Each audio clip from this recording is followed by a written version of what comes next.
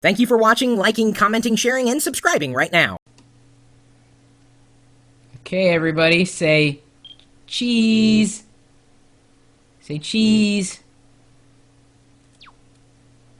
Oh, perfect. Perfect. I couldn't have asked for a better pose there. Well, I'm not just taking pictures for argument's sake. It's a lead-in to the top 5 tips for taking pictures of pets and kids, as submitted by Henry Slavanak. Henry, we appreciate this submission. I don't have any kids, at least at this point in time, but I do have a couple of pets, and I have taken plenty of pictures of those dogs, Wicket and Pixie. And so I thought it would be useful and helpful to pass these tips along. Number 1, take as many pictures as possible. Thanks to digital cameras, you can take hundreds of pictures and then just pick out the bad ones and delete those and keep the good ones. Some cameras have a rapid take feature, and that makes it very useful to get a good shot. Number 2, don't make them pose. Simply give them some toys, or in a pet's case, some treats. Oh, I better I better be careful. If I say that too loud, then Wicket and Pixie will come running up here, because that's their word, is treats. And start taking pictures. Try to do a candid shot, not too posed. Number 3, experiment. Try different filters and editing programs. You never know how useful the software on your computer might be. Number 4, lighting. Make sure there's enough light and try to use the flash as little as possible. Reducing the use of flash also means less red eye pictures. Number 5, sending and printing. Make sure when you want to print them, get good photo paper and a good photo printer. If you're sending them in an email, send them at the highest resolution possible. You don't want to send someone a small or fuzzy picture. Very, very good things to talk about here. Now, this particular digital camera, one I talked about the other day, happens to have a best shot mode, one for kids or children and one for pet.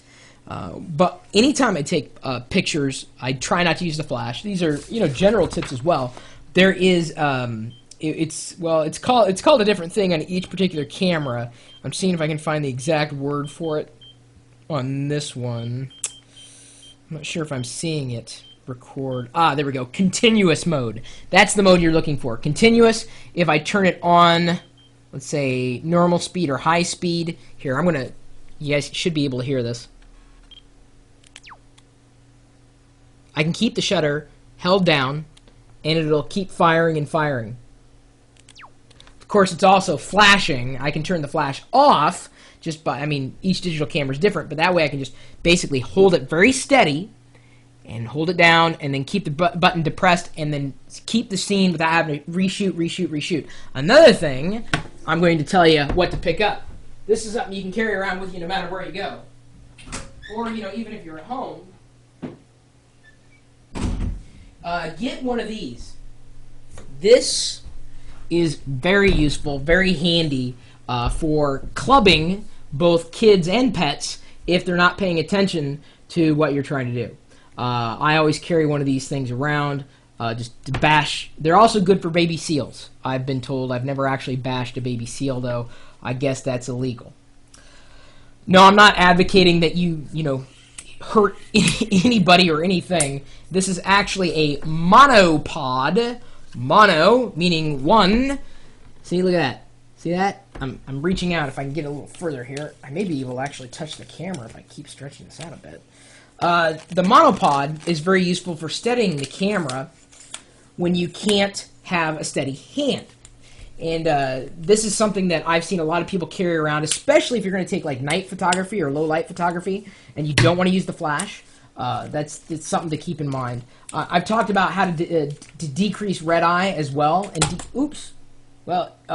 You don't want to unscrew your monopod, but I think you get the idea. Sometimes you have to be... Maybe I deserve to be beaten with the monopod. Who knows? Anyway, I appreciate those tips for taking pictures of both pets and kids, or. Don't have to take them both at the same time. But anyway, if you have top 5 tips for photography, top 5 tips for managing digital cameras, software for digital cameras, top 5 tips about anything, whether it's related to technology or not, I'd love to hear from you. My email address is chris@pirillo.com. And I'm always checking my email. May not respond to it all, may not be a lengthy response, but I do check it. And I'm also in the chat room where we're streaming this video live over the internet. That's how we got the chat room going on down here. You know, you see them, they're talking. You know what I'm saying? You can join them right now because we're chatting. Whether I'm paying attention to the chat room or not, they're certainly paying attention because they are in the chat room and they're waiting just for you to stop by. And we're open 24 hours a day, 7 days a week, typically talking tech at live.pirillo.com. We'll see you later.